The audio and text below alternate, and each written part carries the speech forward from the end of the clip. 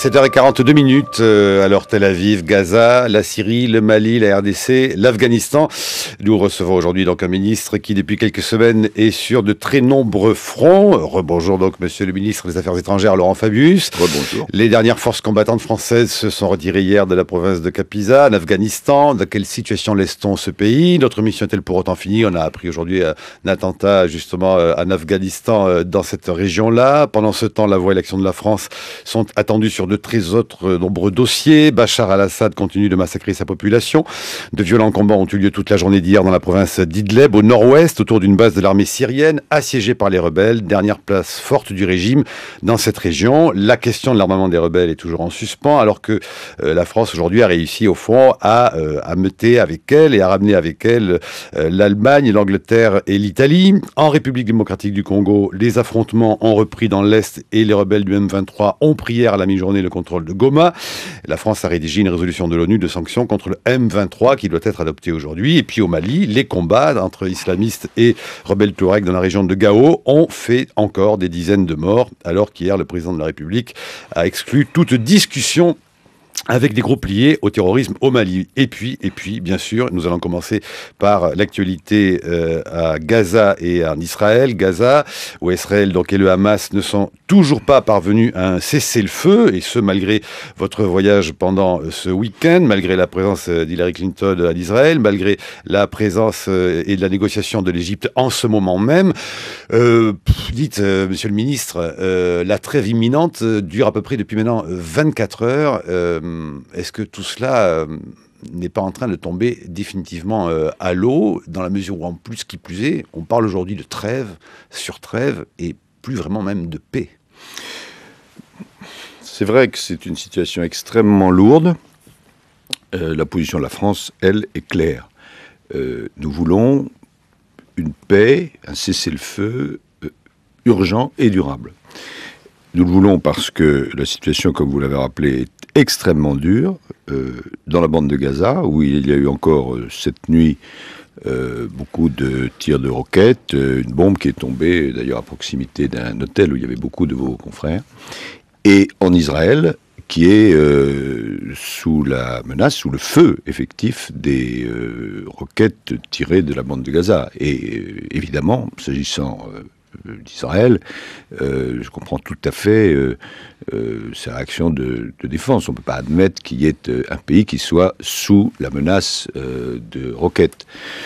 Mais c'est vrai que la situation est très très dure.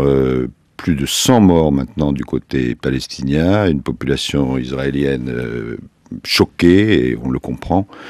Et donc, il faut absolument bouger. Et la guerre, évidemment, n'est absolument pas une solution. Donc, j'ai participé, j'étais dimanche à la demande du président de la République dans la région, où j'ai vu les différents responsables. Je suis en contact permanent avec à la fois les Égyptiens, qui jouent un rôle très important dans cette affaire, avec les Israéliens, avec Hillary Clinton, avec d'autres collègues.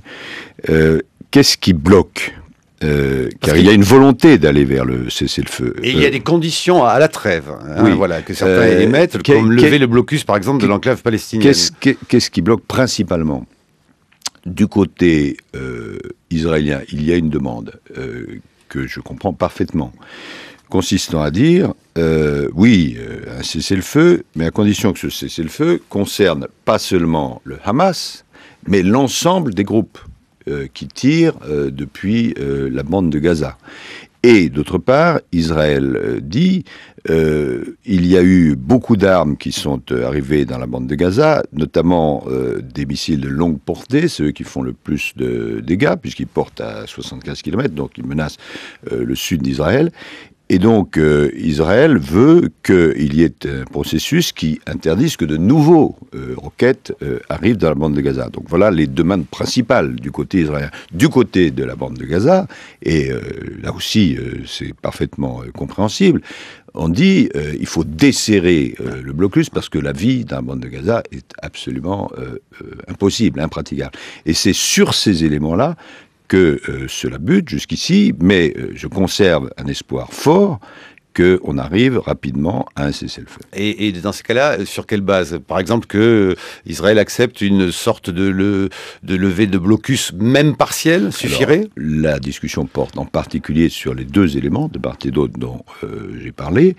Ça peut se faire d'ailleurs soit en une fois, soit il est envisagé de le faire en deux fois, c'est-à-dire un arrêt immédiat des hostilités de part et d'autre, et puis une série de processus qui permettrait ensuite, dans les jours qui viennent, d'assurer des éléments complémentaires. En tout cas, toutes les forces doivent être réunies, de tous les pays et tous les groupes qui souhaitent la paix, pour aller vers ce cessez-le-feu urgent. Et la France, dans tout cela, veut être une puissance facilitatrice de paix. Et est-ce que l'Égypte, aujourd'hui, joue un rôle que peut-être l'on n'attendait pas?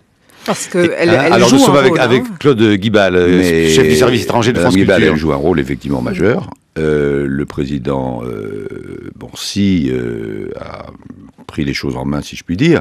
Alors bien sûr, autour de lui, il y a la Ligue arabe, il y a le Qatar, il y a d'autres puissances, et puis il a des relations avec les Palestiniens. En même temps, il discute, même si c'est indirectement, avec les autorités israéliennes. Mais c'est tout à fait vrai que le président Morsi et l'Égypte retrouvent un rôle, avec une Égypte différente, qu'ils peuvent avoir historiquement. Et d'ailleurs, dimanche, à la fois je me suis bien sûr tenu en contact, et lundi aussi, c'est-à-dire hier et avant-hier, avec mon collègue égyptien, et François Hollande a appelé le président Morsi pour mettre un certain nombre de choses, régler un certain nombre d'éléments. Claude Guibal. Ce rôle, il est aussi constitutif au fait que l'Égypte parle avec le Hamas. Oui. Et est-ce que justement, est-ce que ce n'est pas là finalement l'impasse dans laquelle on se trouve depuis très longtemps? Parce que la France, vous le disiez encore hier soir, dialogue avec les Israéliens, dialogue avec les Palestiniens. Oui. Vous vous êtes entretenu avec Mahmoud Abbas, le président de l'autorité palestinienne. Mais est-ce que cela suffit?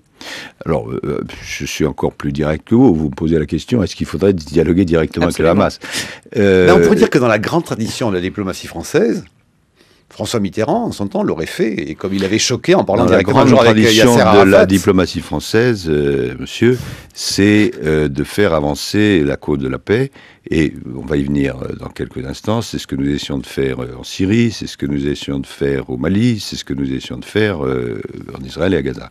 Alors maintenant, s'agissant du Hamas, la position non seulement de la France, mais des Européens est tout à fait claire.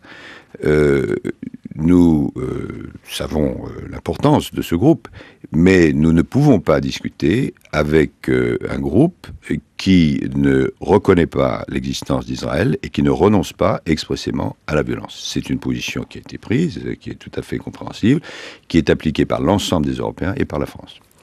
Et alors, est-ce qu'on n'est quand même pas au moment où il faut un geste politique, au moment où notamment l'autorité palestinienne envisage de porter devant les Nations Unies une demande de reconnaissance de l'État palestinien? Est-ce que c'est pas le moment, justement, parce que depuis des années, la communauté internationale, finalement, se contente d'obtenir des trêves à Gaza. Après plomb durci, il y a eu de grands engagements qui ont été pris, et finalement, ce qu'on voit plutôt, c'est le désengagement de la communauté internationale depuis. Alors, est-ce que c'est pas un petit peu en ce moment l'épreuve de vérité là-dessus? C'est une question très difficile qui va peut-être être abordée le 29 novembre prochain, c'est-à-dire dans quelques jours. J'ai discuté tête à tête de cela dimanche dernier avec Abou Mazen, Mahmoud Abbas. Question très compliquée. Nous, notre objectif dans tout cela, et je pense que c'est l'objectif de beaucoup d'autres, c'est qu'est-ce qui peut le mieux servir la paix? Vous savez combien la France, c'est sa tradition, soutient la lutte des Palestiniens. Nous pensons qu'il est absolument juste qu'il y ait deux États, de même que Israël a droit à la sécurité, de même, et il y a un rapport entre les deux, il faut que les Palestiniens puissent avoir leur État. Et il y a eu des votes en ce sens de la part de la France dans le passé. Maintenant, la question qui se pose, elle est double. D'une part, est-ce que c'est le bon moment? Alors on peut répondre c'est jamais le moment. Mais c'est vrai que dans la situation actuelle, où Israël est en campagne électorale, où aux États-Unis il n'y a pas encore le nouveau gouvernement, toute la question est de savoir si, après ce vote, s'il a lieu, quelle sera la réaction des uns et des autres? Est-ce que ça fera avancer la paix? Si néanmoins ce vote a lieu, eh bien, il faudra que la France, comme les autres pays européens, se déterminent. Et nous sommes en discussion avec les uns et les autres, les Palestiniens, nos collègues européens, d'autres encore, pour déterminer notre position qui sera annoncée la semaine prochaine. Je note qu'un dirigeant de l'OLP, Hanan Ashraoui, a reproché à la déclaration des ministres des Affaires étrangères de l'Union européenne de ne pas prendre acte du fait que, je le cite, les souffrances dans cette affaire-là sont très majoritairement palestiniennes. Alors il y a deux débats, mais je rentre un instant dans ce débat, mais je dois dire que pour moi, l'essentiel, je crois pour tout le monde, tous les gens de bonne volonté, c'est qu'est-ce qu'on peut faire concrètement pour aller rapidement vers un cessez-le-feu qui soit durable. C'est ça la question. Après, il y a toute une controverse qui est à l'origine de, etc. Oui, est-ce que les responsabilités sont partagées là ? Je répète, plaçons-nous des deux côtés, pour être honnête. Du côté israélien, il n'est pas possible d'accepter d'être sous la menace, pas seulement sous la menace, de recevoir des roquettes chez soi, sur son territoire. Aucun pays ne l'accepterait. Simplement, il faut que la réaction, comme on dit, soit proportionnée. Donc, les Palestiniens, de leur côté, disent « Oui, mais il y a eu le meurtre de tel ou tel, et d'autre part, il y a beaucoup de roquettes qui sont tirées du côté israélien vers la bande de Gaza. » Donc, voilà pour ce qui concerne les responsabilités. Pour ce qui concerne le déroulement, nous tendons tous nos efforts, et croyez-moi, j'y passe évidemment mes jours et une partie de mes nuits, en discussion avec les uns et les autres, pour faire en sorte qu'on puisse contribuer à la paix. Est-ce vraiment aujourd'hui le Hamas qui contrôle Gaza, monsieur le ministre des Affaires étrangères ? Il y a, le Hamas a évidemment une influence prépondérante, mais il y a d'autres groupes, il y a le groupe de Djihad et puis d'autres groupes, mais ce qu'il y a d'important, et je reviens à ce que disait Mme Guibal, le rôle de l'Égypte est de pouvoir, semble-t-il, coordonner cet élément, en tout cas influer sur l'ensemble de ces éléments. Et c'est nécessaire, parce que un cessez-le-feu qui ne serait pas, comme on dit maintenant, inclusif, c'est-à-dire concernerait pas l'ensemble des forces, ne serait pas un cessez-le-feu efficace. Comment explique-t-on que, cela dit justement, la bande de Gaza ait pu à ce point, au fond, avoir eu les moyens de s'armer comme elle s'est armée, alors qu'un blocus était censé justement limiter... Parce que le blocus a des trous, et qu'il y a des tunnels et d'autres mécanismes qui ont permis l'acheminement d'armes. Et le fait nouveau, c'est qu'il y a maintenant des armes de longue portée, et les armes de plus longue portée, qui sont des armes qui portent à 75 km et qui qui pèsent 950 kilos, donc c'est vraiment des missiles de forte portée, ce sont des missiles iraniens. Alors donc la responsabilité iranienne est extrêmement lourde dans tout cela. On l'a retrouvé également dans ce drone qui a survolé Israël il y a quelque temps. Alors comment on gère le rôle sous-marin de l'Iran dans cette crise ? Sous-marin, pour tous ceux qui regardent. En surface. Et voilà, il est en surface, il est apparent, et il est négatif. Bon, c'est vrai qu'on retrouve l'Iran à la fois au Liban, à la fois en Syrie, à la fois en Irak, ce qui est trop peu souligné, et à la fois à Gaza, et à chaque fois avec des intentions et même une réalité qui est extrêmement négative. Et puis il y a la grande question, peut-être en parlera-t-on, de l'Iran nucléaire, qui est devant nous. Oui, l'Iran la population, le peuple iranien est un grand peuple, ce n'est pas ça qui est en question, mais l'orientation du gouvernement iranien est une orientation extrêmement dangereuse pour la paix dans plusieurs régions du monde.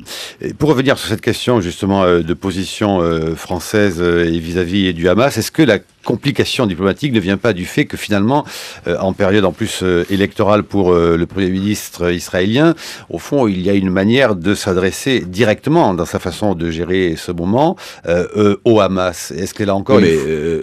j'entends bien l'argument. Mais je cite Charles Anderlin. Avant de faire des concessions majeures au Hamas en échange d'un cessez-le-feu, Benjamin Netanyahou veut la preuve que le Hamas contrôle Gaza. Donc il y a bien une manière d'avoir un interlocuteur qui est le Hamas et non plus au fond le Fatah. C'est pas M. Netanyahou qui est responsable du fait que des roquettes sont envoyées sur Israël. Il faut quand même pas inverser les choses.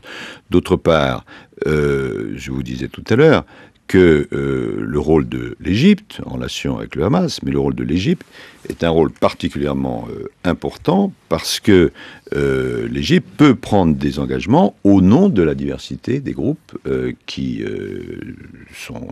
ont pignon sur rue, si on peut dire, dans la bande de Gaza, au premier rang desquels, évidemment, le Hamas.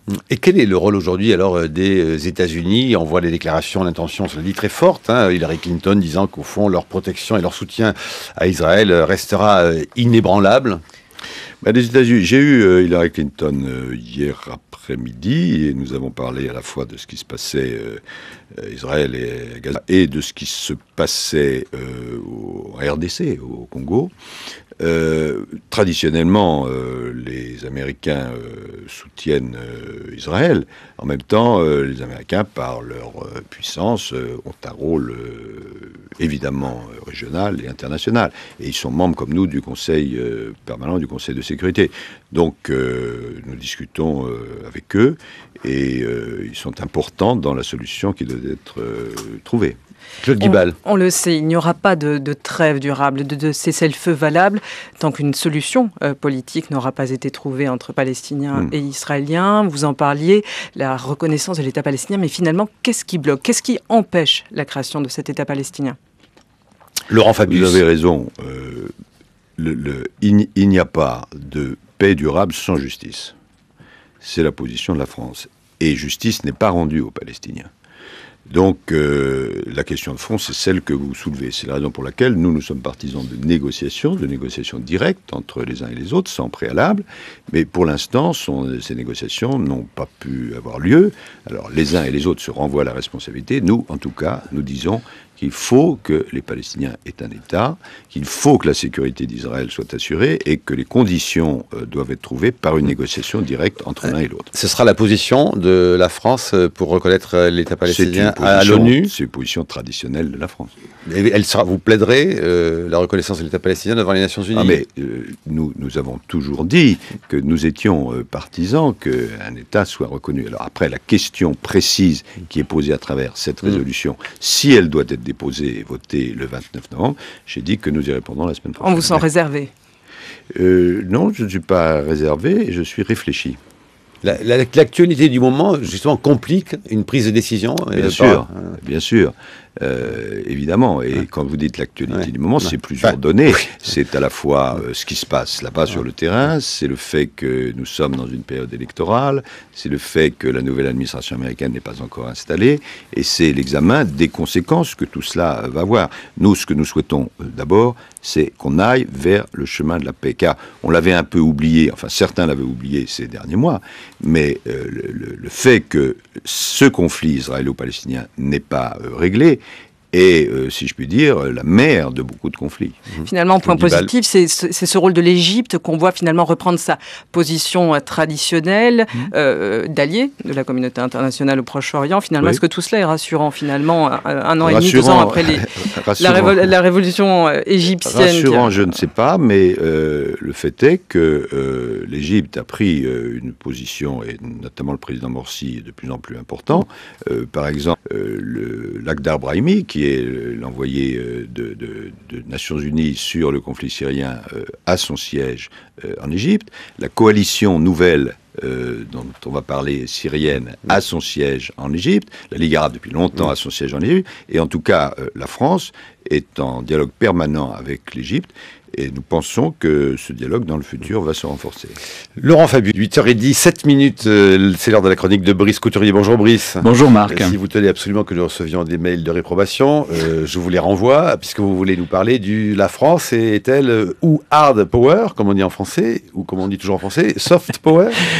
Oui, à la fois hard power et soft power, notre pays est une puissance d'influence qui doit défendre ses intérêts, aimez-vous dire, monsieur le ministre des Affaires étrangères. C'est-à-dire que la France a donc une capacité particulière non seulement à agir, mais à influencer et à entraîner. On le voit bien face au drame effrayant que traverse le peuple syrien. Sur ce dossier, pas de doute, la France a été en pointe.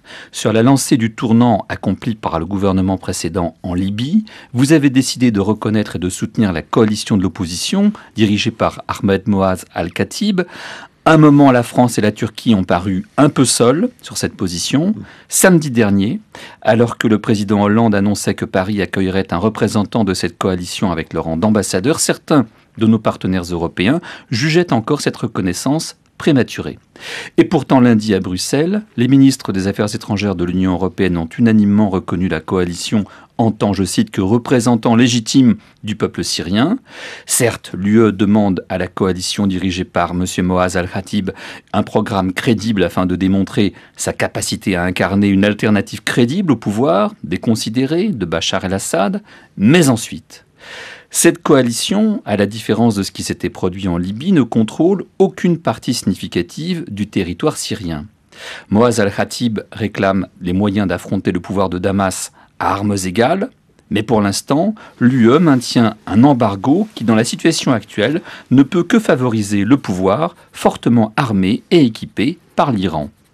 Un jour ou l'autre, il faudra permettre à cette coalition de contrôler des territoires libérés, ce qui impliquera au moins une zone d'interdiction aérienne.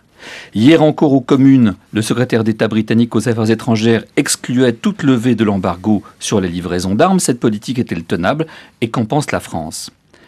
La situation est assez comparable au nord du Mali. La France a fait savoir qu'elle n'avait pas l'intention de déployer des troupes au sol, ni même de lancer des frappes aériennes contre les milices islamistes qui terrorisent les populations tombées sous leur coupe. Mais comment aider le gouvernement légal de Bamako à restaurer son autorité sur l'ensemble du pays sans intervenir plus ou moins directement dans ce conflit ? Pour le moins, l'Europe devra fournir un appui logistique et mettre à la disposition ses capacités de renseignement et de localisation. Ce qui m'amène à mon dernier point, l'Europe de la défense. Votre collègue Jean-Yves Le Drian, avec son franc-parler qui n'est pas toujours diplomatique, l'a qualifié récemment d'arlésienne. Et dans son tout récent rapport sur ce sujet, Hubert Védrine est au moins aussi critique. Et c'est vrai que malgré l'échec de la fusion EADS British Aerospace, cette Europe de la défense semble se limiter de plus en plus à un cadre bilatéral, en général franco-britannique. Ce qui, bien sûr, agace les autres. Alors non seulement les budgets défense sont des vaches maigres de nos États européens endettés, mais les industriels de chacun de nos pays se livrent à une concurrence préjudiciable. Sans un minimum de mutualisation des moyens, notre Union pourrait bien se trouver cantonnée aux vertueuses incantations en faveur des droits de l'homme et aux vœux pieux pour la promotion de la démocratie. Avons-nous les moyens de cette grande ambition que vous nous prêtez, Monsieur le Ministre ? La chronique de Brice Couturier sur franceculture.fr, Monsieur le Ministre des Affaires étrangères, Laurent Fabius. C'est très intéressant, ça pose des problèmes de fond. Il faudrait une longue minute pour répondre, mais je ne les ai pas. Donc je vais aller à l'essentiel. Oui, puissance d'influence. En même temps, pas de baguette magique. À nous seuls, nous ne pouvons pas résoudre tous les conflits, mais nous devons aider à la solution des conflits. Prenons les deux exemples que vous avez pris. En Syrie, c'est vrai que nous avons été audacieux en reconnaissant les premiers la coalition, mais immédiatement, et je m'en félicite, nous avons été suivis par d'autres, y compris hier aux communes, les Anglais, qui eux-mêmes vont avoir une sorte d'ambassadeur. Ça ne suffit pas. Lorsque j'ai rencontré avec François Hollande les responsables de la coalition, ils sont appuyés sur les zones libérées. Dans la coalition qui a été constituée, les zones libérées ont des représentants. Il y a maintenant 3 choses à faire, 3 problèmes à résoudre. Premièrement, le problème humanitaire, et de plus en plus des aides humanitaires vont passer par la coalition. Deuxièmement, un gouvernement provisoire, et les membres de la coalition nous ont assuré que d'ici quelques semaines, ce gouvernement provisoire serait en place. Et puis il y a la question, point d'interrogation, militaire, c'est vrai. Sur l'autre affaire... Elle est décisive. Elle est très importante, mais nous avons pour le moment un embargo européen sur les armes. Nous n'allons pas le violer, mais la question se posera, c'est une évidence. Deuxième terrain, le Mali. Oui, la France, puissance de paix, veut aider le Mali à recouvrer son intégrité territoriale, à se débarrasser des terroristes et du narcoterrorisme. Et ça appartient d'abord aux Africains, mais la France, l'Europe et la communauté internationale peuvent aider et vont aider. C'est ce que nous avons décidé en Europe lundi dernier. La France est à l'appui, même si elle n'est pas en première ligne, en ligne directe, mais là aussi, c'est le rôle d'une puissance d'influence. Enfin, dernier point en ce qui concerne l'Europe de la défense, lorsque Jean-Yves Le Drian dit c'est l'Arlésienne, il parle du passé, mais c'est un Européen conséquent. Et il souhaite que l'Europe de la défense prenne plus de force. Nous avons réuni c'était la semaine dernière, ce qu'on appelle le Weimar Plus, c'est-à-dire les Français, les Allemands, les Italiens, les Espagnols et les Polonais, pour donner plus de contenu à cette Europe de la défense. Elle n'est pas contradictoire avec l'OTAN, mais c'est un concept que nous voulons remplir de sens. Et j'ai envie de vous poser une question, Monsieur le Ministre, tout à fait absurde, à laquelle vous ne pourrez sans doute pas répondre. Mais présenté comme ça devient difficile. Voilà. Il se murmure, s'il en passe quelques coups de fil chez des spécialistes qui connaissent bien la question syrienne aujourd'hui, il se murmure qu'au fond, il y a une diplomatie qui existe bien sur une aide militaire, mais qui ne peut pas se dire officiellement, et qu'au fond, nous ne sommes pas loin, si ce n'est pas déjà en train de se faire, de pouvoir armer avec des armes défensives les rebelles syriens sur le territoire syrien. Que pouvez-vous dire ou non sur cette question-là? Si la question décisive, est posée d'une façon directe. Ça peut même se murmurer, y compris dans les couloirs du Quai d'Orsay, pas loin de votre bureau, Monsieur le Ministre. Oui, enfin, je vois pas trop à quoi vous faites allusion. Donnez-moi les noms. Maintenant, moi qui ne suis que ministre des Affaires étrangères, je puis vous dire que si votre question, appelons un chat un chat, est la France viole-t-elle l'embargo en livrant des armes puissantes sans le dire, la réponse est non. Non, pas bien. On peut la poser autrement. La France se débrouille-t-elle pour aider les rebelles syriens à se doter d'armes défensives militaires? C'est ça la question. Oui. Est-ce qu'on livre ou pas des armes et est-ce qu'on viole l'embargo? La question est non. La réponse est non. On peut aussi faciliter ou laisser des alliés de l'opposition syrienne armer cette opposition. Et la France parle... ce que font tel ou tel pays arabe, ça ne dépend pas de nous. Oui, mais ça ne dépend pas de la France. Et alors, ces armes décisives dont parle la France, défensives, dont parle la France, qu'est-ce que c'est une arme défensive? Alors là, en l'occurrence, la question qui est posée est la suivante, c'est pas une question théorique. Beaucoup de Syriens avec un courage énorme se sont libérés, c'est les zones libérées dont on parle. Elles vont pouvoir être de plus en plus administrées et il va y avoir la coalition qui va évidemment de plus en plus s'en occuper. Mais le peuple de ces zones dit bravo la France, bravo l'Europe, mais M. Bachar el-Assad a la possibilité de continuer à nous bombarder avec ses avions. Il a 550 avions. Donc, il demande, et on peut le comprendre, qu'il y ait des armes défensives. Bon, la question est posée, mais elle n'est pas réglée. Anti-aérienne et anti-char. Anti-aérienne, surtout anti-aérienne. Hein, mais la question est posée, mais elle n'est pas tranchée tant qu'il y a cet embargo. Et pour en revenir à la question de la coalition nationale, cette coalition nationale, elle est élue, elle est formée de personnalités qui sont respectées en Syrie, mais déjà sur le terrain, dans ces zones libérées dont vous parlez, une grosse partie des unités combattantes sont aujourd'hui en désaccord avec la création même de cette coalition nationale. Je pense à la Liwa al-Tawhid et de façon plus marginale en nombre, mais certainement pas marginale dans son influence et dans son importance, du front djihadiste al-Nusra. Oui, l'une des tâches aussi de cette coalition, c'est d'unifier la résistance armée.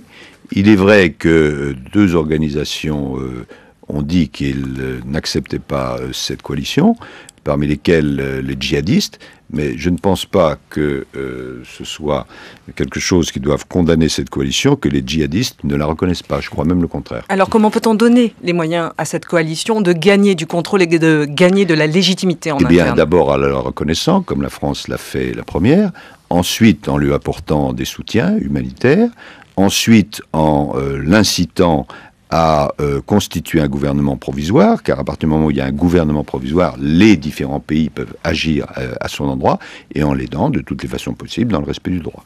Que veut dire Ban Ki-moon, qui lui donc se dit profondément préoccupé par la militarisation du conflit syrien, mais qui risque de voir la Syrie devenir un champ de bataille régional avec la violence qui s'intensifie? Laurent Fabius. Le Premier ministre du Liban, M. Mikati, est présent à Paris. L'autre jour, avec François Hollande, nous étions au Liban. Ça veut dire notamment cela, c'est que la Syrie essaye d'exporter le conflit dans les zones voisines. On pense au Liban. Or, le Liban doit rester à l'écart de tout cela. On pense à la Jordanie, où il y a de plus en plus de réfugiés. La Jordanie est un pays qui est assez fragile. On pense à la Turquie, on pense à l'Irak. Et donc, il faut refuser au maximum l'extension de ce conflit. J'ajoute, pour être complet, que nous sommes, nous, Français, en contact avec les Russes, car les Russes jouent un rôle très important dans la solution de ce conflit. Nous avons signé ensemble un communiqué à Genève, j'étais de ceux qui tenaient la plume, et nous essayons de voir, en liaison avec l'envoyé spécial des Nations Unies, s'il n'y a pas là une piste de solution. Est-ce qu'on peut avoir une explication de texte d'une dépêche AFP du 20 novembre nous indiquant qu'un envoyé spécial du président Bachar el-Assad s'est rendu à la Havane et qui l'a rencontré le vice-président cubain, José Ramón Machado, et que le diplomate syrien a remis au vice-président cubain un message du chef de l'État syrien à destination de son homologue. Le vice-président cubain a réaffirmé le soutien du gouvernement cubain au droit de la Syrie à sa souveraineté. Je ne suis pas le meilleur interprète ni de la pensée de M. Bachar el-Assad ni de M. Castro, mais je crois là qu'il y a des contacts entre deux régimes qui ne sont pas exactement ce qu'on souhaite. Question sur le Nord Mali, Claude Guibal. Oui, le Nord Mali qui est si ce n'est le dossier lourd du moment pour la diplomatie française. Les groupes islamistes s'affrontent désormais dans le Nord Mali. Le président François Hollande se rend bientôt en Algérie, l'Algérie qui joue un rôle déterminant dans le règlement de cette crise malienne. Alors quels vont être les arguments que François Hollande va pouvoir utiliser justement pour amener l'Algérie à agir de façon décisive dans cette crise malienne dont on le rappelle, il y a toujours cette question d'une intervention militaire, et là aussi c'est peut-être cette arlésienne dont on nous parle depuis des mois, cette intervention militaire dont l'envoyé européen pour le Sahel a dit hier que son imminence s'éloignait, probablement pas avant septembre prochain. Alors, essayons de faire simple dans cette question compliquée. Le Mali, terrorisme, narcoterrorisme, menace non seulement sur le Mali, qui est coupé en deux, mais sur l'ensemble des pays africains voisins, sur l'ensemble de l'Afrique et même sur l'Europe. C'est la menace du terrorisme qui est en jeu. N'oublions pas qu'il y a des otages qui ont été pris par ces terroristes. Par rapport à ça, la France joue un rôle de facilitateur de paix. Nous avons contribué à faire prendre conscience de la gravité de cela. Et c'est ce qui est en train de se passer, d'où le soutien unanime des Nations Unies. L'Algérie. Alors, il y a 3 volets dans cette action. Il y a un volet politique, parce qu'il faut faire en sorte qu'il y ait discussion entre le Sud et le Nord, tout au moins avec ceux du Nord qui ne sont pas des terroristes et qui acceptent l'intégrité du Mali. Il y a un volet sécuritaire, parce qu'il faut reconstituer l'armée malienne et faire en sorte qu'il y ait des soutiens militaires de pays africains si c'est nécessaire. Et puis il y a un volet de développement, un volet humanitaire. L'Algérie, compte tenu de sa situation géographique et de sa puissance, joue un rôle évidemment important dans tout ce qui se passe dans la région. Le voyage de François Hollande, 19 et 20 décembre, je crois, ne portera pas principalement sur cette question. C'est un voyage d'amitié, de rapprochement, de développement de nos relations entre deux grands pays qui sont l'Algérie et la France. Ces questions sont abordées, mais elles sont déjà abordées maintenant, et je dois dire qu'il y a un grand rapprochement de points de vue, je m'en réjouis, entre l'Algérie et la France. L'Algérie est parfaitement d'accord pour dire qu'il faut une solution politique, de développement, et sécuritairement, que lorsqu'il y a des mouvements terroristes qui refusent d'abandonner le terrorisme, il faut les pourchasser. Maintenant, il y a 2 mouvements sur lesquels il y a discussion, un mouvement qui s'appelle Ansardine et un autre qui s'appelle le MNLA, qui ont déjà évolué dans leur position, et nous souhaitons que l'évolution soit plus forte encore. Alors, ils ont évolué parce que ce sont 2 mouvements maliens. D'abord, oui. Et il se rapproche ici, il y a un rapprochement de circonstances sur cette identité malienne. Donc on va vers peut-être une solution politique. Il commence à abandonner un certain nombre d'éléments qui empêchaient qu'il y ait discussion avec eux. À partir du moment, tant que c'était des mouvements qui revendiquaient le terrorisme et la désintégration du Mali, il ne pouvait pas y avoir de discussion. Et maintenant, il semble qu'il y ait une évolution, je souhaite qu'elle continue. Et comment la France peut peser là-dedans pour garantir la suite, parce que il peut, même sans être un grand spécialiste, on peut penser qu'il y a un rapport entre ce qui a été décidé aux Nations Unies à l'initiative de la France et l'évolution de ces mouvements. Maintenant, il faut compléter l'évolution, mais je le répète, c'est d'abord aux Africains d'aider à la solution de ces problèmes. La France, là aussi, est un facilitateur de paix. Est-ce qu'une intervention soutenue de la France sur cette question met la vie des otages en danger ? Les otages doivent évidemment être libérés. Il y a toute une série d'éléments qui sont menés en ce sens, mais je n'ai pas l'intention d'en parler ici. Les otages font preuve d'un grand courage, leurs familles aussi, mais nous savons en même temps qu'il y a une politique internationale, que la politique de la France qui doit être menée. Une dernière question avant de passer à la politique intérieure, l'Afghanistan. L'armée française a mis fin hier à sa mission de combat en Afghanistan en quittant la province de Kapisa, cette province qui a été la plus meurtrière, notamment pour la France, depuis 2001. On a pu lire ça et là, notamment de la part de gradés américains, que et la France et les Américains finalement partaient trop tôt, et certains sont même un peu amers et disent on abandonne la tâche avant de l'avoir vraiment terminée. Non, c'est l'application d'un engagement express qu'avait pris François Hollande lorsqu'il était candidat. Donc l'engagement a été pris, l'engagement est tenu. Nous garderons des liens civils étroits avec l'Afghanistan. Il y aura quelques militaires qui resteront, mais en tâche de formation et non pas comme unité combattante. Et puis nous avons noué, c'est-à-dire le précédent gouvernement, M. Sarkozy, qui avait signé, et nous l'avons ratifié, un accord qui porte sur plusieurs années civil entre la France et l'Afghanistan pour le développement des hôpitaux, pour le développement des écoles. Mais il y a un moment où notre présence militaire devait prendre fin.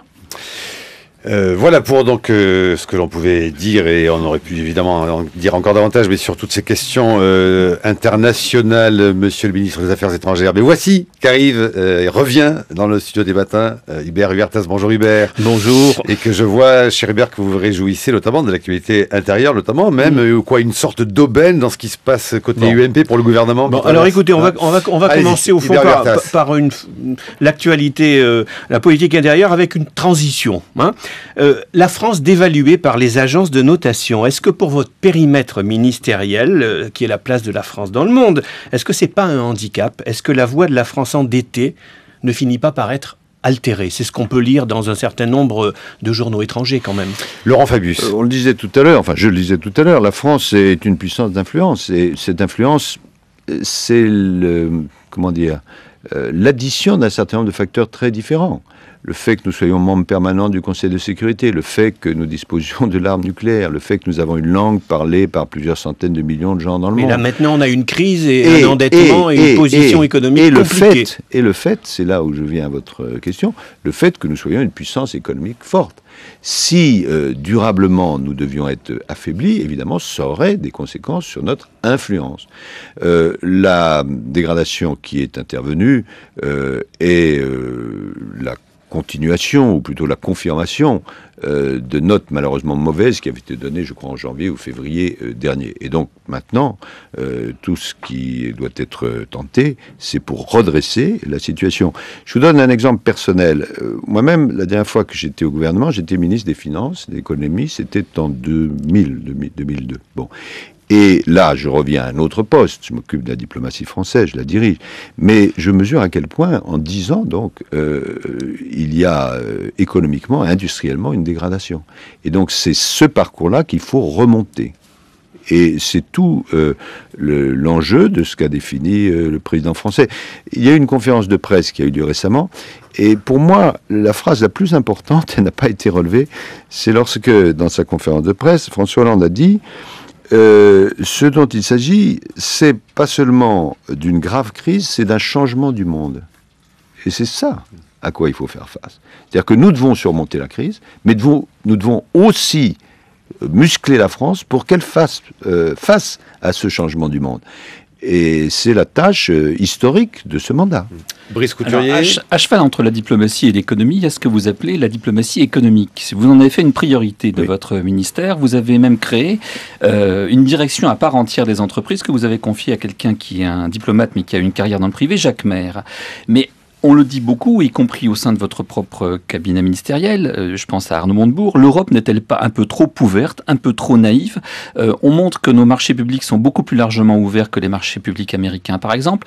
Et tout récemment, l'Union européenne vient de taxer des droits de douane particuliers sur la porcelaine chinoise. Est-ce que c'est pas un peu naïf de taxer simplement la porcelaine chinoise, alors que les Chinois nous font un dumping fantastique dans des domaines bien plus sensibles que celui de la porcelaine? Laurent Fabius. Vous n'avez pas tort. En 2005, au moment où il y avait eu toute la discussion sur le traité constitutionnel européen, vous vous rappelez ça, j'avais employé une formule: Europe ouverte, oui; Europe offerte, non. Et cette formule, elle est parfaitement actuelle. Bien évidemment, nous sommes, en tant que continent européen, une puissance exportatrice, mais nous ne devons pas, je reprends vos mots qui sont excellents, être naïfs. Or, très souvent, par rapport à d'autres continents, nous sommes naïfs. Donc, il ne s'agit pas de se refermer sur soi-même, ça n'aurait pas de sens, puisque nous avons besoin d'exporter, mais il s'agit de ne pas être plus naïf que les autres. Et c'est vrai en particulier dans la définition des normes, dans la politique monétaire, dans la politique industrielle, dans la politique commerciale, dans la politique de concurrence. Et c'est ça que porte le gouvernement. Alors, Hubert Huertas et Caroline Iliachev. Je change de chapitre. Faites ce que vous voulez, mon cher Hubert. Je voudrais, le temps court, considérez-vous, Laurent Fabius, que le paysage politique est changé après l'épisode de l'élection du président de l'UMP? Autrement dit, considérez-vous que vous ayez affaire à la même opposition ou à une opposition nouvelle? Laurent Fabius. Je ne sais pas trop. Je peux faire que des remarques simples, voire simplistes. Le fait que M. Copé l'ait emporté montre que ceux qui ont voté, si j'ai bien compris, il y avait deux perceptions au sein de l'UMP. Une perception plus dure, plus droitière, et une perception plus rassembleuse, plus centriste. Bon, c'est le tropisme plus droitier, plus dur qu'il a emporté, ce qui veut dire que auprès de ceux qui ont voté, c'est ça qui a obtenu la majorité, même si c'est une majorité courte. Bon, quelles peuvent être les conséquences? Honnêtement, je n'en sais rien. Je crois que le spectacle, a été désolant, mais en même temps, il ne faut pas donner des leçons, car le Parti socialiste lui-même à d'autres moments... Ça vous rappelle des souvenirs, c'est ça? Oui, vous connaissez la célèbre phrase de Tristan Bernard, que j'adore. « J'ai une excellente mémoire, j'oublie tout ». Je trouve cette phrase admirable. Bon, et utile en plus. Mais je garde une excellente mémoire. Donc, c'est désolant. Maintenant, c'est derrière nous. On va voir ce que font les nouvelles autorités de l'UMP. Moi, dans le couloir qui est le mien, c'est-à-dire la diplomatie française, j'essaye d'avoir un comportement aussi rassembleur que possible. Et je reçois les responsables de l'opposition. J'ai reçu M. Borloo, j'ai reçu M. Bayrou, et je recevrai, s'il le souhaite, M. Copé pour le tenir au courant des éléments précis de la diplomatie française. Caroline Iliachev. Est-ce que vous n'êtes pas frappé, en particulier dans votre domaine, du contraste entre ce qu'on appelle le changement du monde, qui est une expression que vous avez employée tout à l'heure, et l'absence de ce changement du psychisme des hommes? Laurent Fabius. Martin Luther King, avant de mourir, avait eu une très belle phrase dans un de ses derniers discours. On lui avait dit, mais qu'est-ce qui définit le monde? Donc c'était dans les années 60. Il avait dit, ce qui définit le monde, c'est que les fusées sont téléguidées et les hommes désorientés. C'est la réponse à votre question. Hubert Huertas. Pour prolonger avec ce qui vient de se passer à l'UMP, vous en avez parlé, vous aviez d'ailleurs dit qu'il fallait aussi regarder dans son jardin. Précisément, le jardin de la majorité est un peu compliqué. Il arrive que la gauche de la gauche... Pas exactement un jardin à la française. Bon, Pas exactement. Alors donc, dans ce jardin, qui est malgré tout à la française, puisqu'on est dans la politique intérieure, la gauche de la gauche qui est parfois dans l'opposition, au moins au Sénat, vos alliés écologistes qui sont au minimum parfois dans une certaine opposition aussi, on le voit bien avec l'affaire de l'aéroport à Nantes. On va aller brinque-ballant jusqu'à quand comme ça? Écoutez, je ne suis pas un spécialiste de tout cela, et d'ailleurs je ne m'en désole pas, vous l'avez compris, de ne pas être un spécialiste. Je peux vous dire simplement des choses évidentes. D'une part, il faudrait mieux que la majorité soit unie. Et deuxièmement, j'ai à mes côtés, comme ministre chargé du développement, un écologiste, M. Canfin, qui fait un excellent travail. Et nous entendons très bien. Donc, je souhaite que ceci serve d'exemple et qu'il y ait une contagion positive. Voilà. Vous préféreriez donc que M. Canfin reste et donc que les ministres non, mais écologistes je ne sais pas de cas personnel. Non, c'est pas ce que je voulais dire. Prenons un petit peu de profondeur. La France a des problèmes très très compliqués à résoudre, de même que l'Europe. Donc les gens qui sont de bon sens, l'opinion publique dit c'est vraiment pas le moment de se disputer. Donc qu'il y ait des discussions, tout à fait normal, mais pas de disputes et essayons de nous rassembler. Hubert, sans entrer dans le débat sur le mariage homosexuel lui-même, on en parlait ce matin. Mais on y entrant quand même. De la déclaration. Non, on va l'évoquer, vous allez voir, parce que sinon on n'en finira pas. François Hollande, en tout cas, dans sa déclaration hier devant les maires de France, a donné, à tort ou à raison, le sentiment qu'une fois de plus, il avait tendance à reculer. Est-ce que ce manque de fermeté que vous avez pu lui reprocher à d'autres époques ne devient pas un vrai problème politique? Tout à l'heure, l'un de vos commentateurs disait, en commentant ces phrases d'hier, recul ou apaisement? Apaisement. Enfin, c'est ce que vous souhaitez, mais est-ce que... vous n'avez pas direct... Là, vous avez parlé de la question mariage homosexuel. Est-ce que cette tendance... Non, je voulais, à cette occasion, vous faire parler de ce reproche qu'on fait à François Hollande d'être sur le reculoir en permanence.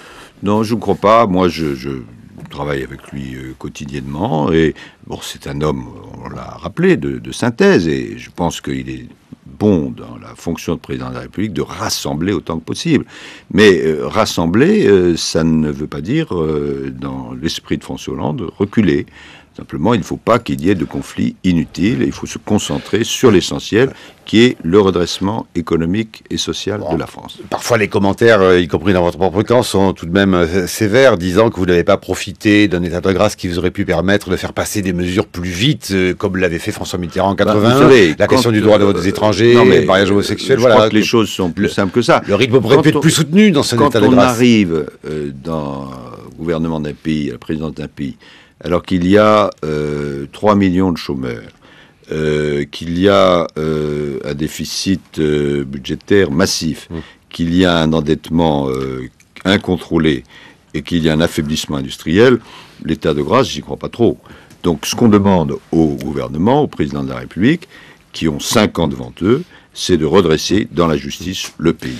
Allez, on arrive au bout et si on veut tenir parole, très court, Brice Couturier. La France est sous la surveillance des agences de notation, on le sait depuis hier, qui attendent des réformes de structure urgentes. Et là, c'est pas demain, c'est pas en 2013, c'est tout de suite. Là, vous avez vraiment une fenêtre d'opportunité pour réformer un certain nombre de sujets qui bloquent notre économie, comme le marché du travail, comme un certain nombre d'autres domaines dont dépend notre compétitivité. Vous avez une opposition qui est absolument décrédibilisée pour quelques mois, vous devriez en profiter. Oui, mais je suis d'accord avec vous. Sur le marché du travail, il y a une négociation qui est en cours et j'espère qu'elle aboutira. Et sur les questions économiques plus larges, le rapport de M. Gallois a été adopté et il va entrer dans les faits.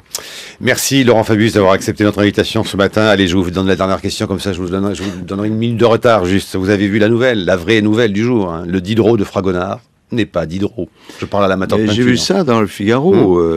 C'est vrai que la France profonde va être bouleversée par cette nouvelle. Mais si on va un petit peu plus loin, quand même, on aimait bien savoir le portrait auquel vous faites allusion, on l'a vu dans tous nos bouquins d'histoire et d'art. Et je me demande même, je vais vérifier si dans mon dernier bouquin je ne l'ai pas fait figurer. Bon, mais alors il y a des experts qui nous ont dit non, c'est pas il a les yeux bleus de Fragonard parce qu'il a les yeux bleus, alors l'autre avait les yeux blancs, etc. Oui, eh bien, pour reprendre le titre d'une nouvelle, on appellera ça le chef-d'œuvre inconnu. Oui. Vous ne trouvez pas, c'est comme en diplomatie, à la limite, une fois qu'elle a fait cette découverte, on n'aurait peut-être jamais dû le dire, hein, le garder secret que c'était pas lui. C'était bon de le croire que c'était Diderot, ce monsieur. En diplomatie, le secret est parfois nécessaire, mais dans la peinture, non.